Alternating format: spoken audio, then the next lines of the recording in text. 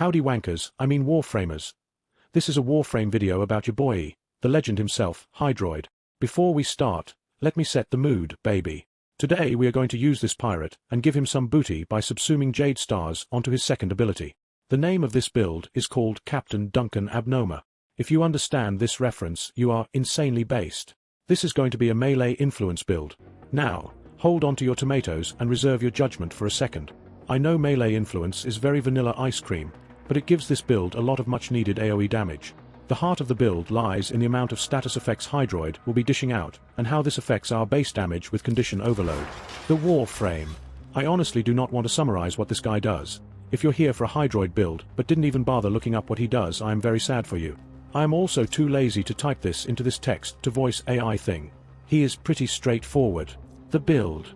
First off, we are getting rid of his second ability because it sucks donkey doo-doo, and we don't have a need for his augment, which gives him status immunity and other useless shit. For arcanes, we are going for hot shot. Yes, I know, how original, but the Jade Stars proc are irresistible for this. Our other arcane is going to be arcane circumvent. This is why we didn't need our second ability earlier. Circumvent gives us a bunch of ways of safeguarding our life, with its shield, armor, and overguard stealing. You can also add fortifier on your secondary if you want even more overguard, though together they will still only cap at 15k instead of 25k. It is what it is, sadly. For our mods on our warframe, we are going for a pretty generic build, but of note are Archon Vitality, Blind Rage, and Viral Tempest. Since this is a melee build, we are going for CO damage, and we will be able to generate at least 3 different types of procs this way: Viral, Heat, from Jade Stars, and finally Corrosive from our 3. This will give us at least 240% base damage increase to our melee. With a priming pet, we can go even higher obviously. Archon Vitality is good here because of Jade Stars. It gives us an additional proc of heat on our enemies. With a 200% strength multiplier, this gives us 200% status on the heat proc of Jade Stars. With Archon Vitality we thus get 3 heat procs on each trigger of Jade Stars. If you guys want an explanation on Jade Stars, type down in the comments and let me know. There are already many videos about it, so it's fine you wankers are unaware of how awesome this subsume is, even with the nerf. The rest is up to you guys for the warframe. I went with flow and equilibrium for energy sustain, continuity for duration, and pilfering swarm for loot. Primed continuity would be best here, but I forgot to get it last time, and I have to use this great mod instead. Archon shards. I didn't really invest in Archon shards for this build, because I don't see the need beyond maybe green shards and yellow shards for casting speed. Honestly, go what floats your boat. If you want more heat procs, invest in strength as it scales linearly with strength for Jade Stars. Primary weapon. Any primary will do, but I highly recommend using primary dexterity here, as when it is maxed out, it gives a lot of combo duration time to your melee attacks, which is really nice especially when you're playing in public lobbies. For the secondary weapon, same thing here, however, like I mentioned previously, going for fortifier here could be a good option if you don't want to run circumvent. I might look into making a fortifier build for Hydroid. Now for the meat of the build, the melee build. Alright my special viewers, now onto the melee build. I am using ceramic dagger for this example, but literally any pseudo-exalted weapon works here, like there aren't many bad melees in the game. However, ceramic dagger has the advantage of looking like a pirate cutlass, which is pure aura. This build is going to rely on combo counters, so make sure you use Weeping Wounds for status chance to proc influence, and Blood Rush for some additional crit chance. At 12x combo multiplier with Arcane Hot Shot, we will get plus 790% crit chance, and plus 440% status chance to your weapon's base crit and status chance. This will give us a plus 790% or an 8.9x multiplier to the weapon's base crit, getting us absolutely bonkers damage. Also, this increase is doubled for heavy attacks, so a 16.8x multiplier to base crit chance. For example, if your weapon has a base crit chance of 40%, your weapon will have a crit chance of around 356% crit chance at 12x multiplier for regular attacks, and 672% crit chance for heavy attacks, pure insanity in red crit territory. Pair this with critical damage mods for more multiplicative damage, and you're in Flavor Town. If your damage starts getting additive, or if your damage increases are below 30%, a faction mod will net you more overall damage. This is my other build, using Melee Kareen. I am not sure if Kareen's double damage stated in the description is multiplicative to total damage, but I love its interaction with Arcane Circumvent as it adds some CC to your rolls while stealing overguard.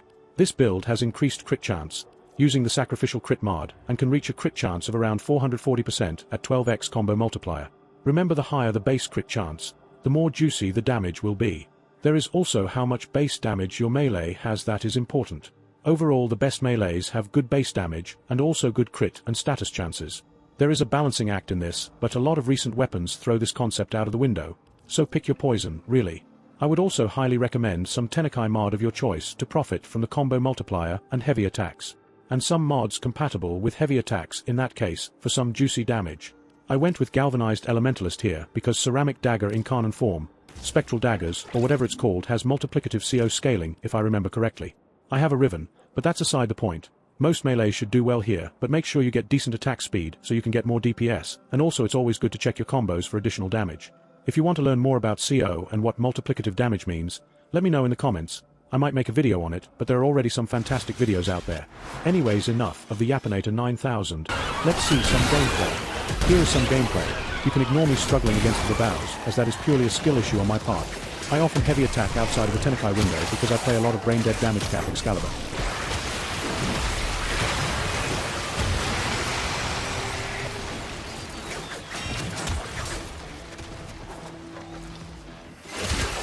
Gotta nurse them scrubbers. Keep them clean. Too much spore buildup and you got cold white on your hands.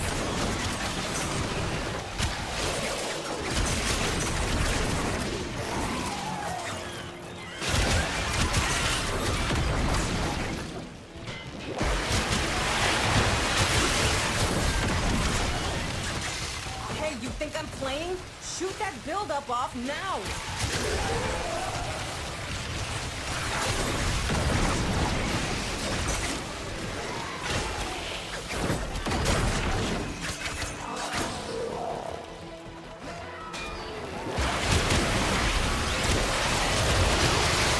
Situation critical!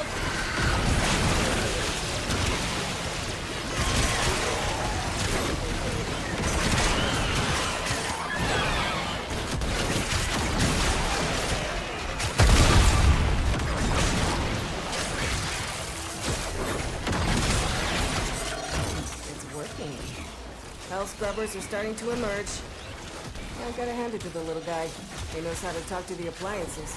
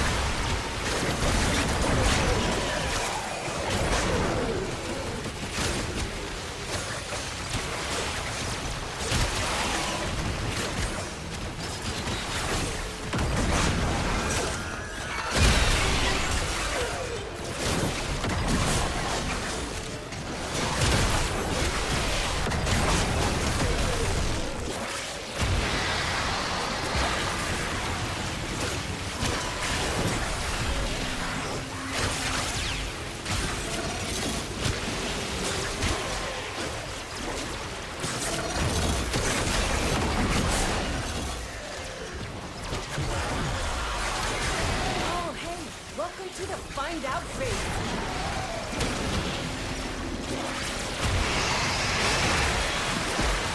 Serving up another health scrubber.